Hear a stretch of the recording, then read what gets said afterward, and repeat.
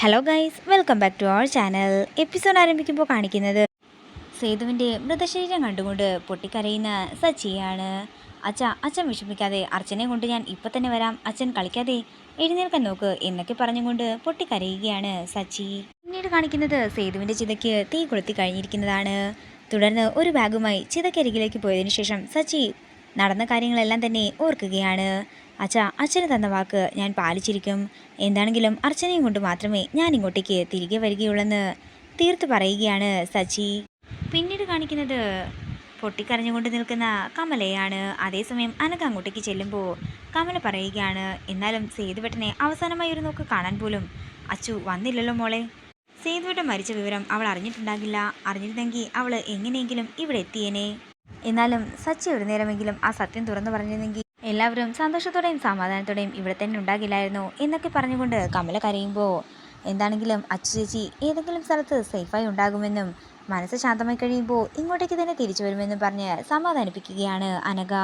ഒരു പൊടി കുഞ്ഞിനെ കൊണ്ട് അവൾ എന്ത് ചെയ്യാനാ മോളെ, എനിക്കൊന്നും അറിയില്ല ഈശ്വര എന്ന് പറഞ്ഞുകൊണ്ട് പൊട്ടിക്കരയുകയാണ് കമല. അതേസമയം അനൂപ് കമലയുടെ അടുത്തേക്ക് ചെല്ലുന്നു. എടാ, പോലീസുകാർക്ക് ഇതുവരെ ഒരു തുമ്പും കിട്ടിയില്ലേ എന്ന് കമല ചോദിക്കുമ്പോൾ, ഇല്ലെന്നും അവർ അന്വേഷിക്കുന്നുണ്ടെന്നും അനൂപ് പറയുന്നു. പക്ഷേ നീ അന്വേഷിക്കാൻ പോയിട്ട് അതെന്തായെന്ന് കമല ചോദിക്കുമ്പോൾ, ആ സമയം അർച്ചന അവിടെ ഇല്ലായിരുന്നെന്നും അവിടെ നിന്ന് അവൾ എങ്ങോട്ടേക്കോ പോയിട്ടുണ്ടായിരുന്നെന്നും അനൂപ് പറയുന്നു.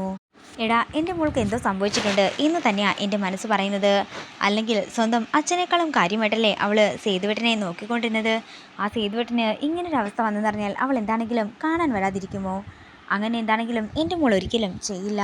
അതുകൊണ്ടാണ് ഞാൻ നിന്നോട് പറയുന്നത്, അവൾ എന്താണെങ്കിലും എന്തോ ആപത്തിൽ ചെന്ന് പെട്ടിട്ടുണ്ട്. ചിലപ്പോൾ അവളിന് തിരിച്ചു വന്നില്ലെങ്കിലോ എന്ന് പറഞ്ഞുകൊണ്ട് കമല കരയുമ്പോൾ, ഞാനെന്താണെങ്കിലും പോലീസ് സ്റ്റേഷൻ വരെ ഒന്ന് പോയിട്ട് വരാമെന്ന് പറഞ്ഞുകൊണ്ട് അനൂപ് അവിടെ നിന്ന് പോകുന്നു. നേരം രാത്രിയാകുന്നു.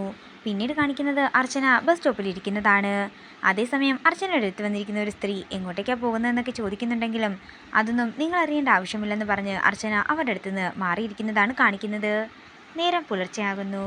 പിന്നീട് കാണിക്കുന്നത് അർച്ചന ക്ഷേത്രത്തിലെത്തിയിരിക്കുന്നതാണ്. അതേസമയം സ്വാമി ഒരു ദമ്പതികൾക്ക് അവരുടെ പ്രശ്നത്തിന്റെ പരിഹാരം പറഞ്ഞു കൊടുക്കുകയായിരുന്നു. ഇതെല്ലാം കേട്ടുകൊണ്ട് അവരെ തന്നെ നോക്കി നിൽക്കുകയാണ് അർച്ചന. തുടർന്ന് അർച്ചന പെട്ടെന്ന് തന്നെ ആ ദമ്പതികൾ പോയതിനു ശേഷം ആ സ്വാമിയുടെ അടുത്തേക്ക് പോകുന്നതാണ് കാണിക്കുന്നത്. അർച്ചനയെ കണ്ടയുടൻ തന്നെ കണ്ണു തുറന്നുകൊണ്ട് സ്വാമി പറയുകയാണ്, കുട്ടിക്ക് ഭാഗ്യവും നിർഭാഗ്യവും ഒരുമിച്ചാണല്ലോ കിട്ടിയത്. സ്വാമി, എൻ്റെ മനസ്സിൽ വലിയൊരു ദുഃഖമുണ്ട്. അതുകൊണ്ട് ഞാൻ നടക്കാൻ തുടങ്ങിയിട്ട് കുറേ നാളുകളായി. സ്വന്തം കുഞ്ഞിനെക്കുറിച്ചായിരിക്കും സംശയം അല്ലേ എന്ന് സ്വാമി ചോദിക്കുമ്പോൾ, അതേയെന്നും എൻ്റെ ഭർത്താവിനോട് പോലും ഞാൻ ഇതുവരെ തുറന്നു പറഞ്ഞിട്ടില്ലെന്നും അദ്ദേഹവും കുടുംബവും എന്നെ വളരെയധികം സ്നേഹിക്കുന്നുണ്ട്. പക്ഷേ ദുരന്തങ്ങളും ദുരിതങ്ങളും വിട്ടൊഴിയുന്നതേയില്ല. സത്യങ്ങൾ ചിലപ്പോൾ കള്ളൻ്റെ നാവിൽ നിന്നും വരും. ഒരിക്കൽ സന്താനത്തിൻ്റെ കാര്യത്തിൽ അങ്ങനെ ഒരെണ്ണം ഉണ്ടായിട്ടുണ്ടല്ലേ. ഇത് കേൾക്കുന്ന അർച്ചന പഴയ കാര്യങ്ങൾ ഓർക്കുകയാണ്. അന്ന് അർച്ചന കൊണ്ടുവന്ന സ്വാമി അർച്ചനയ്ക്ക് കുഞ്ഞു ജനിച്ചാൽ കുടുംബം മുടിയുമെന്നും അച്ഛനും അമ്മയും വേർപിരിഞ്ഞ് താമസിക്കേണ്ടി വരുമെന്നും അങ്ങനെ ഓരോരോ വിപത്തുകളായി വരുമെന്നും പറഞ്ഞ കാര്യങ്ങളെല്ലാം തന്നെ അർച്ചന ഓർക്കുന്നു.